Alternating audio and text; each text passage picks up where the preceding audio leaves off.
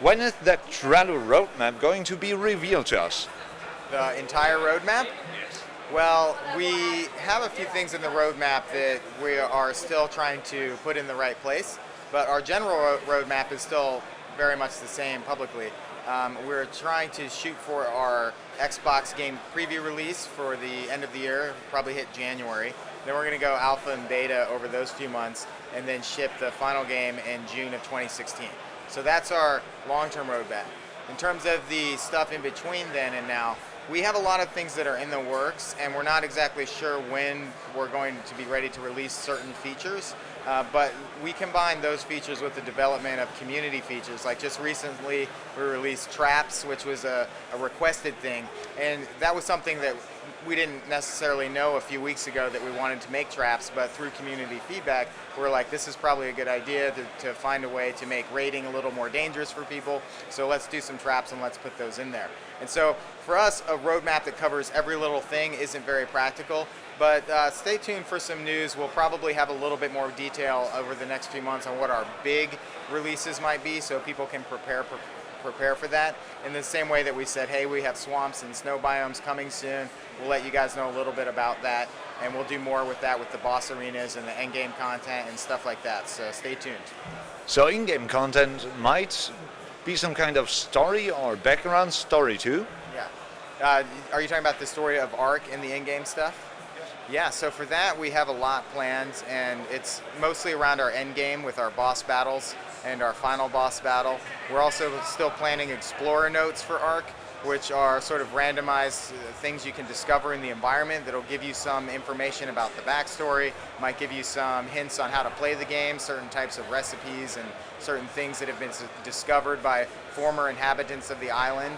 And that's a way for us to make some of the things make more sense. Instead of just having to go to a wiki and looking up a recipe, you might discover how to make, you know, like the some of the stews and cocktails in the game just through gameplay and discovering things. You might be able to figure out how to see in the dark now by making, you know, some of our special chowders and stuff like that.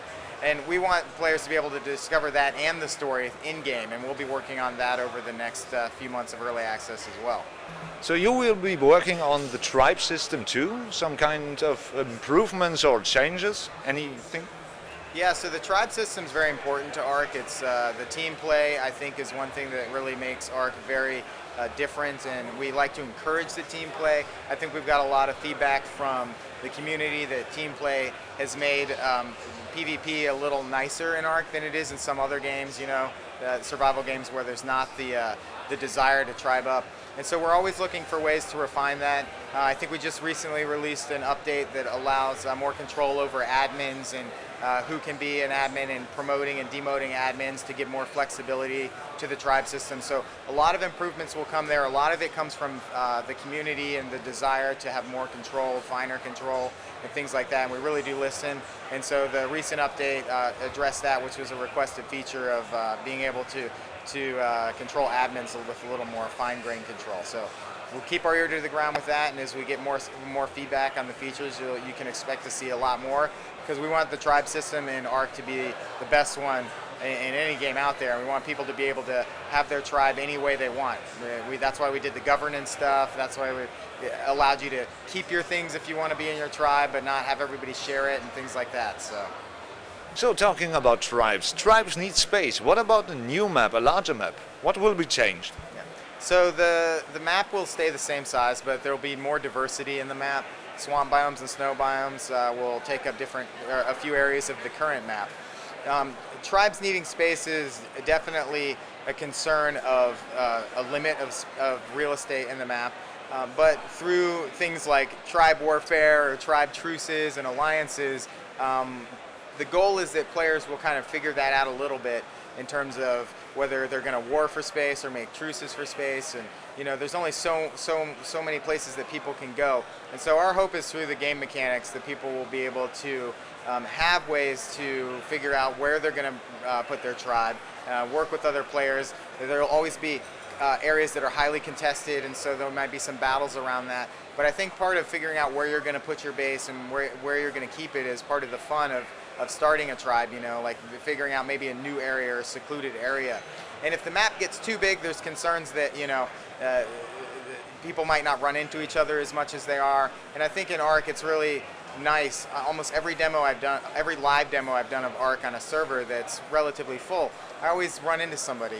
And we don't want to make it too spread out to where you lose that and you're not seeing people anymore, because if there's 300 people that log onto a server and it's so huge that maybe only 30 or 70 are logged on at a time, but they're all spread to all corners, it loses that kind of I'm seeing other real people in the game type of scenario. So you have to make appointments to lead some kind of tribe war there. Yes.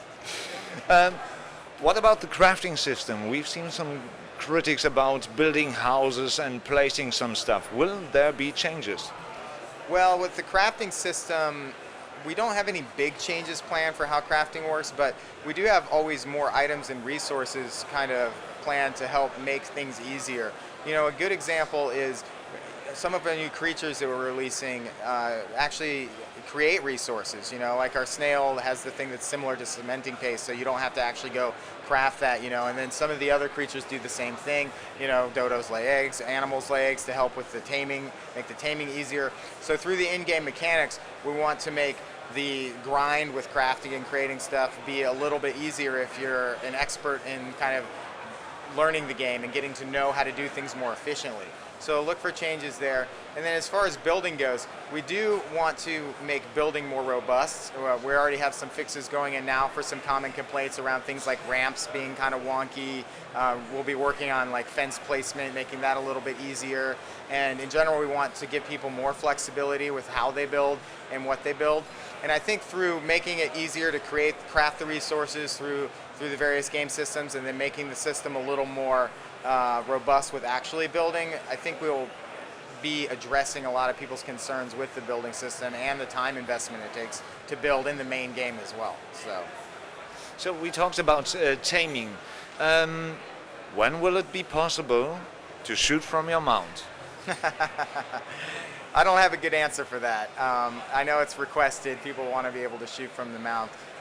It's just one of those things that, based on priority, we don't know if it's going to fit in or where it will fit in.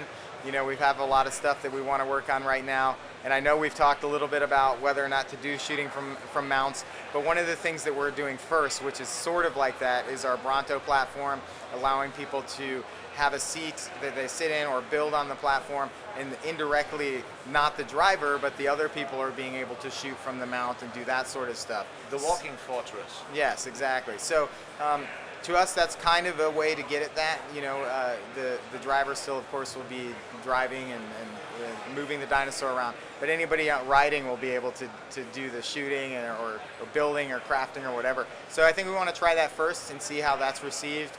If that goes over well, you know, there's some smaller dinos that maybe can have like 2 or 3 riders and stuff like that.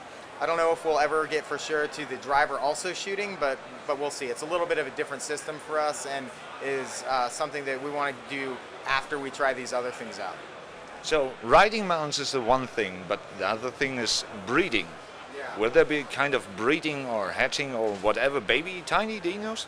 Yeah, so we do want to implement that system. We've had a lot of requests for it, and we really do like that. I mean, for us, being able to craft kind of your own creature through breeding and creating some unique stats is something that we would like to do.